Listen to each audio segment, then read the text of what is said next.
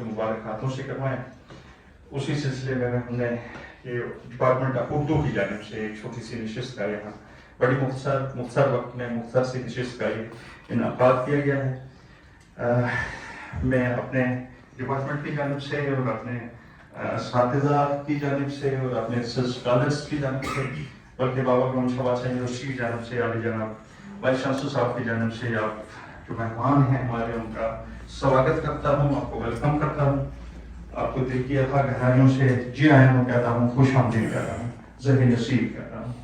اس سلسلے میں گزارش کروں گا ایم اے کے طالب علم سلیم طالب سے کہ وہ آئے ہیں تلاوت کلام پاک سے اس پروگرام کا آغاز کریں.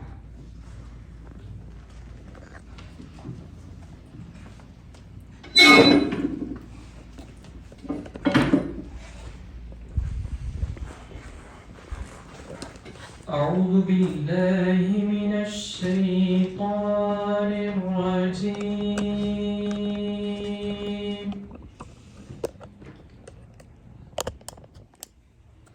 بسم الله الرحمن الرحيم.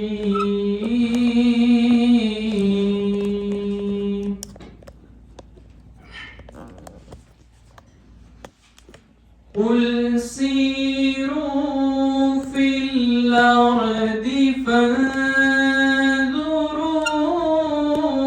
كيف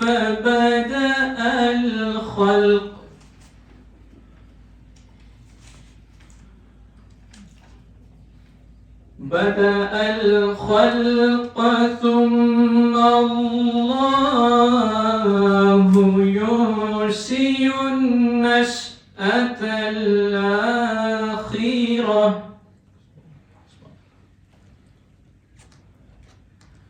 إن الله على كل شيء قدير.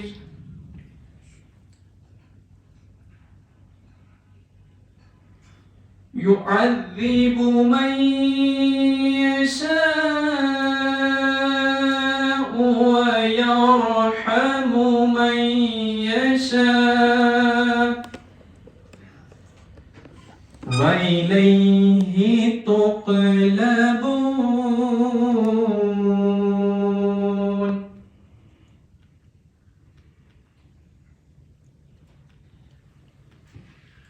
وما أنتم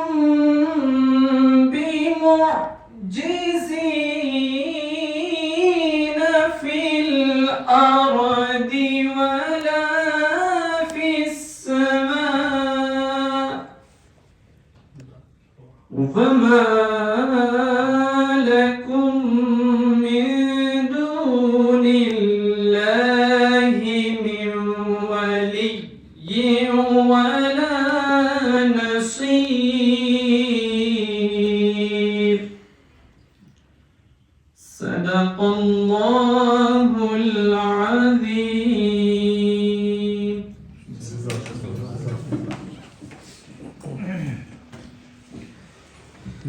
کچھ نہیں مانگتا شاموں سے یہ شاہدہ تیرا, جس کی قسمت ہے فقط نقش کفے پا تیرا. پورے قد سے جو کھڑا ہوں یہ تو تیرا ہے کرم, مجھ کو جھکنے نہیں دیتا ہے سہارا تیرا. اور ایک بار اور بھی طیبہ سے فلسطین میں آ, راستہ دیکھتی ہے مسجد اقصی تیرا. میں ایک ہی پیپر ہے تاثرات تنقیدی تجزیہ کریں گے ڈاکٹر آصف ملک صاحب سے. میں انتہائی ادب ہو رہا تھا. تفصیلی باتیں تو نہیں کی جا سکتی, لیکن چند گوشے اس کتاب کے حوالے سے اور بشیر شال کے حوالے سے میں آپ کے سامنے یہاں پیش کروں گا. اس کا عنوان ہے بشیر شال اور گردش شام و سحر. محمد بشیر شال راجوری 1945 عیسوی میں ضلع راجوری کی ایک تحصیل تھنا منڈی میں پیدا ہوئے. 10ویں 12ویں اور گریجویشن کے بعد double M A English, M A education اور بی ایڈ کی ڈگریاں حاصل کی. P S C Jammu Kashmir کے ذریعے لیکچرر ہائی سیکنڈری اسکول تعینات ہوئے. ایک لمبے عرصے تک درس و تدریس میں مصروف رہے. آخرکار 2004 عیسوی کو سینئر لیکچرر کی حیثیت سے ملازمت سے سبکدوش ہوئے.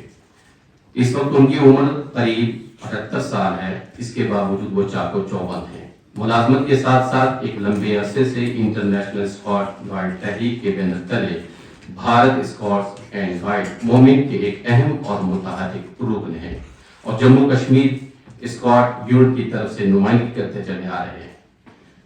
ان کے متعلق منشور بنانے لکھتے ہیں اور شال صاحب نے محض ایک پسماندہ علاقے میں مقیم رہنے پر اکتفا نہیں کیا بلکہ بھارت اسکاٹس اینڈ گائیڈز کے اسسٹنٹ لیڈر ٹرینر کی حیثیت سے قومی اور بیرونی ملکی جمہوری یعنی میلوں میں جموں کشمیر کی نمائندگی کرتے رہے اور مختلف ممالک کے اسکاٹ گائیڈز کے گروپوں کے ساتھ برابر شمولیت کرتے رہے. انکوٹ.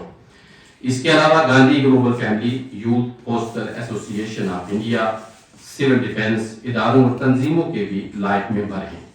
بغور خورشید بسمل موصوف نے کئی ایک میڈل اور توصیفی اسناد بھی حاصل کی ہیں. 5 دسمبر 2016 عیسوی میں راشٹرپتی ہندوستان جناب پرنب مکھرجی کے ہاتھوں بھارت اسکاٹس اینڈ گائیڈ ملک کا ایک اہم اعزاز silver elephant award Rashtrapati Bhavan میں حاصل کیا.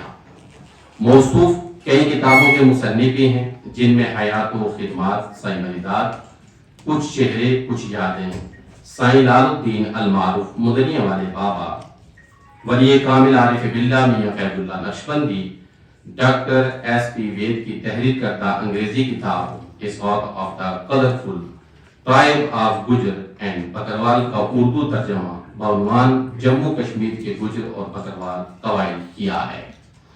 علاوہ ازیں کی ایک اہم تصنیف گردش شام و سحر ہے جس کا آج اجرا شعبہ اردو بابا غلام شاہ بادشاہ یونیورسٹی کے زیر اہتمام عزت مآب پروفیسر اکبر مسعود شیخ الجامعہ بابا غلام شاہ بادشاہ یونیورسٹی راجوری کے دست مبارک سے عمل میں آیا ہے. موصوف کی یہ کتاب سفر ناموں پر مشتمل ہے. بشیر شال کی اس تصنیف میں ان کے قریب قابل ذکر 9 قومی اور بین الاقوامی نوعیت کے سفر نامے ہیں. بعض سیاحتی ہیں اور بعض سفر محمود سے متعلق ہیں. ہر وہ الگ الگ نوعیت اور اہمیت کے حامل ہیں.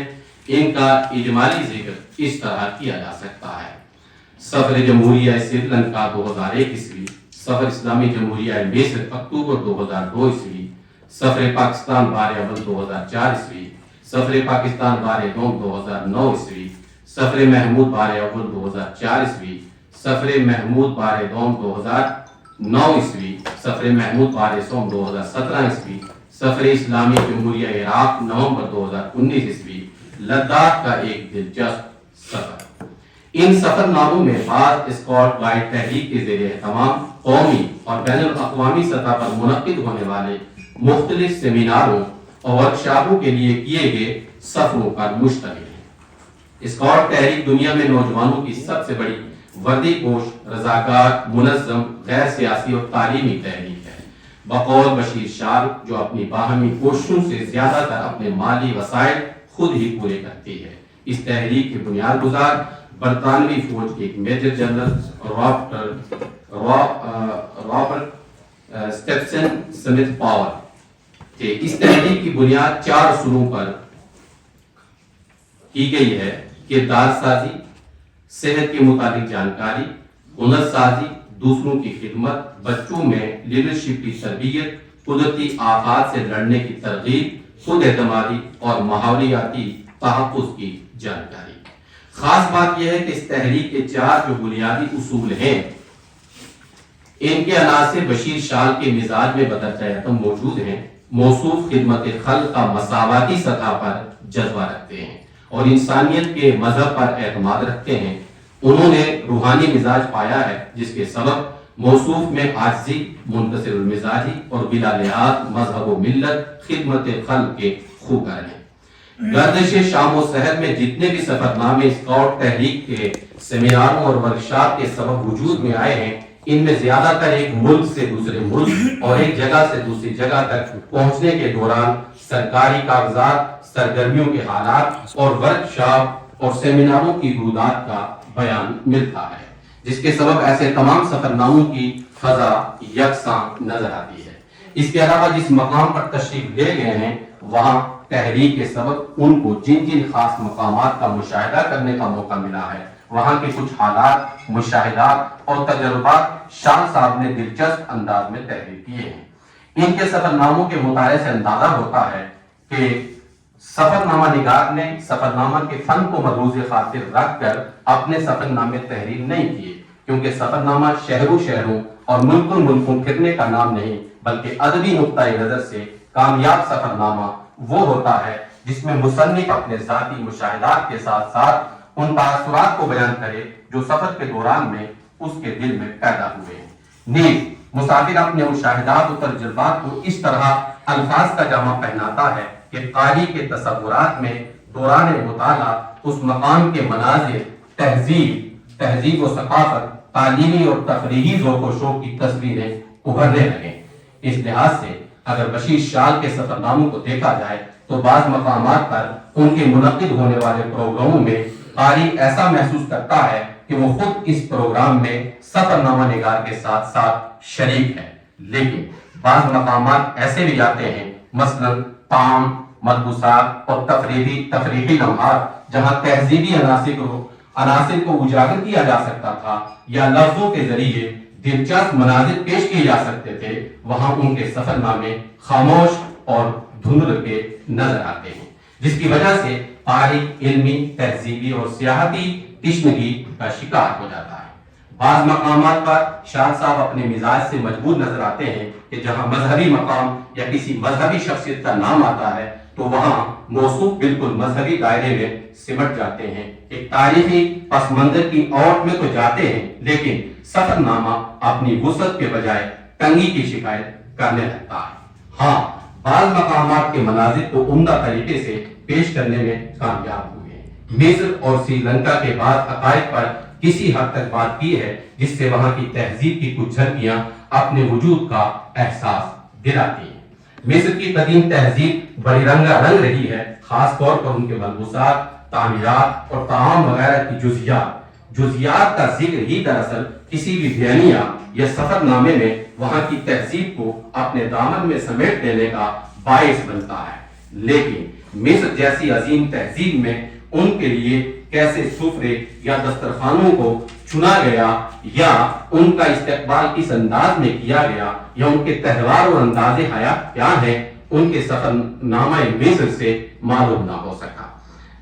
اب گردش شام و سحر سے چند خوبصورت اقتباس میں پیش کرتا ہوں۔ کوٹ 1996 عیسوی کی ایک رپورٹ کے مطابق اس جامعہ کے ساتھ یعنی جامعہ الازہر 1996 عیسوی کی ایک رپورٹ کے مطابق اس جامعہ کے ساتھ مصر کے 4000 تعلیمی ادارے، 6 میڈیکل کالج اور 8000 ملازمین منسلک ہیں جن پر کروڑوں کا بجٹ خرچ ہوتا ہے۔ الازہر یونیورسٹی 2 حصوں پر مشتمل ہے، پرانی یونیورسٹی اور جدید یونیورسٹی کیمپس انکوٹ۔ مصر کے تہذیبی پہلو سے اقتباس دیکھیں۔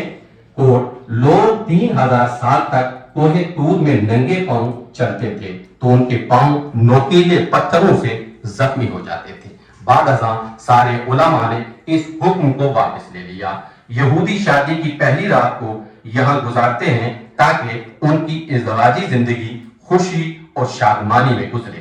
یہاں پہنچ کر تینوں مذاہب کے لوگ ایک ہو جاتے ہیں، لیکن واپس ہونے پر ملک کی وہی ٹانگ۔ کوہ طور پر نومبر سے اپریل تک مشکل اترائی اور چڑھائی محسوس ہوتی ہے انکوٹ۔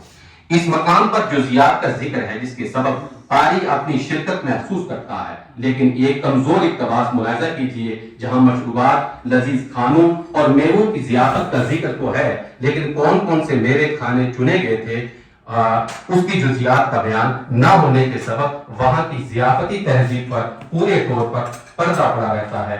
بلایا جائے ایک مقامی عربی نے کہا، ہم یہاں اکثر آیا کرتے ہیں، عشاء کے بعد رات کو واپس گھروں میں چلے جاتے ہیں، پھل، میووں، مشروبات اور اعلیٰ لذیذ کھانوں سے ہماری ضیافت ہوئی انکوٹ۔ سفر جمہوریہ سری لنکا اور سفر پاکستان میں تہذیب کے بعض عناصر نظر آتے ہیں۔ رہا سفر محمود، وہ تو موصوف نے 3 بار کیا ہے، اس کا تو تقاضا ہی ایسا ہے کہ وہاں ہر کوئی زائر وارفتہ ہی نظر آتا ہے اور روحانی کیفیات و جذبات کی آغوش میں مست ہو جاتا ہے۔ یہ کیفیات شان صاحب کے ان سفرناموں میں نظر آتی ہیں۔ مجموعی طور پر یہ کہا جا سکتا ہے کہ گردش شام و سحر بشیر شاد کے اسفار کا ایسا مجموعہ ہے جس میں خدمت خلق کے جذبات قومی اور بین الاقوامی، علمی، سیاسی، سماجی اور سیاحتی، بالخصوص اسکاٹ تحریک کے سرگرمیوں کی معلومات کے حوالے سے ایک دلچسپ دستاویز ہے۔ اس اہم کتاب کی تصنیف پر میں ان کو مبارکباد پیش کرتا ہوں۔ شکریہ۔ السلام علیکم۔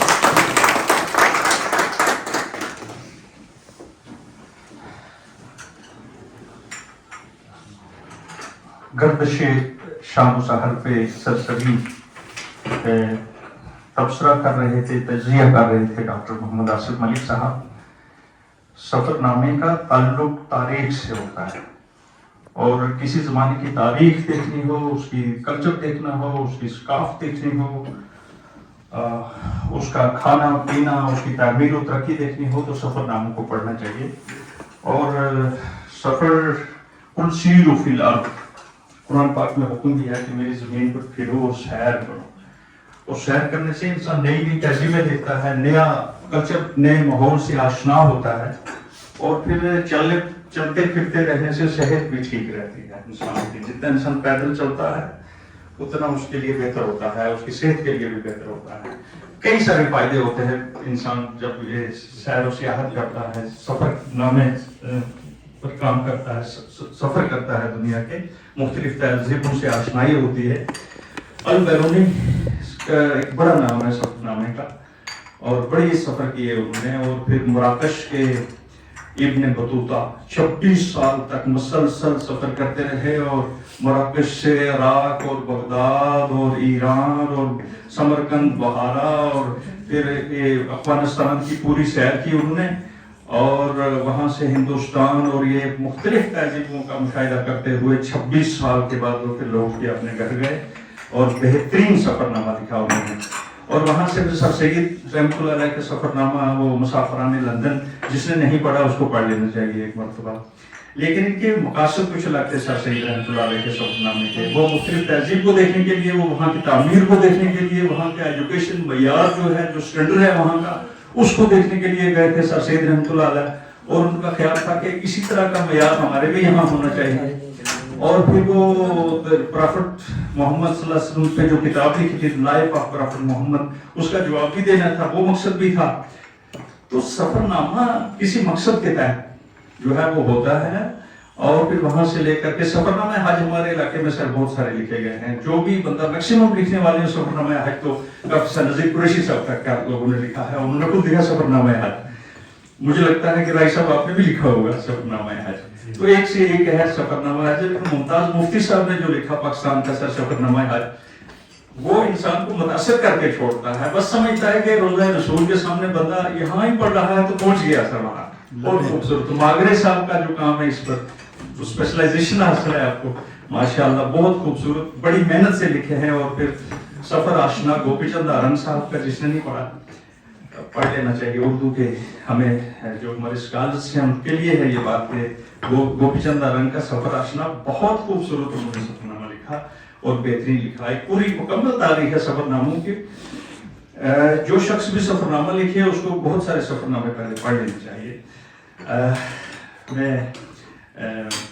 مجھے کہا گیا ہے، حکم ہوا تھا کہ آپ باتیں کم کرنا، میں بڑی احتیاط کر رہا ہوں کہ بڑی مختصر لفظوں میں ہی کوشش کروں بات کرنے کی۔ کسی شاعر نے کہا تھا کہ سفر میں رہ گئیں آنکھیں کہیں دماغ کہیں، رینا صاحب، سفر میں رہ گئیں آنکھیں کہیں دماغ کہیں، میں اپنے ساتھ کبھی اپنے گھر نہیں لوٹا، میں اپنے ساتھ کبھی اپنے گھر نہیں لوٹا۔ میں اس موقع پر گزارش کروں گا کہ کیونکہ شاعر صاحب پہ ہی بات کرنی ہے، اور ان کی کتاب، ان کے سفر ناموں پہ ہی بات کرنی ہے، اور کچھ اس ماحول میں